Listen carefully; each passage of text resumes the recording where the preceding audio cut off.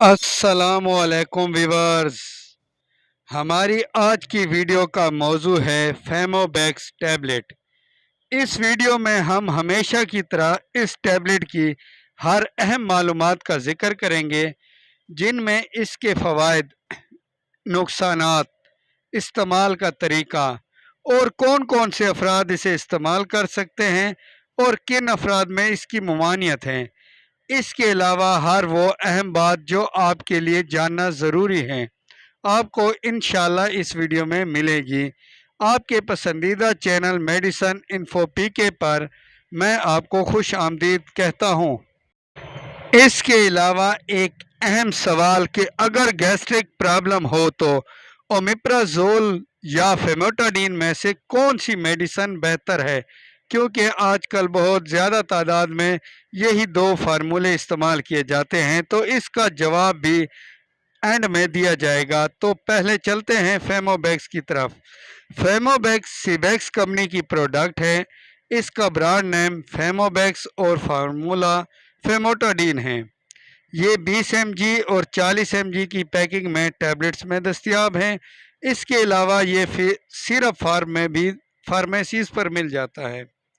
फेमोटाडीन बुनियादी तौर पर बीमारी से बचाव और इलाज दोनों के लिए इस्तेमाल होने वाली अहम मेडिसन है। ये किसी भी खुराक या किसी भी किस्म के लिक्विड की वजह से होने वाले मैदे के अल्सर्स, चाहे वो गैस्ट्रिक हों या ड्यूडनल, दोनों किस्म के अल्सर से बचाव और इस्तेमाल के लिए इस्तेमाल की जाती हैं। इसके अलावा हार्ट बर्न यानी ऐसी जलन जिसकी वजह से दिल और मैदा जलता हुआ यानी आग उगलता हुआ आतिशफशा की तरह महसूस हो, उसके लिए भी इसे इस्तेमाल किया जा सकता है। इसके अलावा आम होने वाली एक बीमारी GERD, जो कि एक मौजी मर्ज है, उसके लिए भी इस्तेमाल किया जाता है। ये एक ऐसी हालत है जिसमें पेट में मौजूद तेज़ाब दोबारा एसोफेक्स में दाखिल होकर उसे धोता है, यानी मतली, जलन, दर्द और तेज़ाबियत के लिए फेमोबैक्स को इस्तेमाल किया जाता है। इसके इस्तेमाल का बेहतरीन तरीका यह है कि इसे खाली पेट इस्तेमाल किया जाए पानी के साथ, मसलन खाना खाने या पीने से पहले, यानी 15 से 60 मिनट पहले इस्तेमाल करें तो बेहतरीन रिज़ल्ट देता है। लेकिन अगर खाने या पीने के बाद जलन वगैरह शुरू हो जाए तो बाद में भी इसे इस्तेमाल किया जा सकता है। एक दिन में सुबह और शाम दोनों औकात में फेमोबैक्स इस्तेमाल की जा सकती है। अगर एसिडिटी की वजह से नींद में गड़बड़ होती हो तो रात को ज़रूर इस्तेमाल करें। अब इसके साइड इफ़ेक्ट्स की बात की जाए तो इसके साइड इफ़ेक्ट्स में सर दर्द, कब्ज़ और पेचस लगना शामिल हैं। गुर्दे के तकलीफ़ में मुब्तला अफराद और जिनको फेमोटाडीन से एलर्जी हो वो इसे इस्तेमाल ना करें। इसके अलावा जिनको उल्टी के साथ खून आने की शिकायत हो वो भी इसे इस्तेमाल ना करें। अब आते हैं अहम सवाल की तरफ कि फेमोटाडीन बेहतर है या ओमेप्राजोल।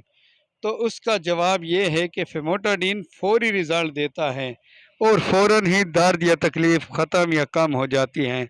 लेकिन ओमेप्राजोल ज़्यादा लंबे अरसे तक इस्तेमाल करने के लिए बेहतरीन है और ये लंबे अरसे यानी लंबे ज़्यादा वक्त के लिए तकलीफ़ को ख़त्म करता है और आहिस्ता मगर ज़बरदस्त रिज़ल्ट देता है।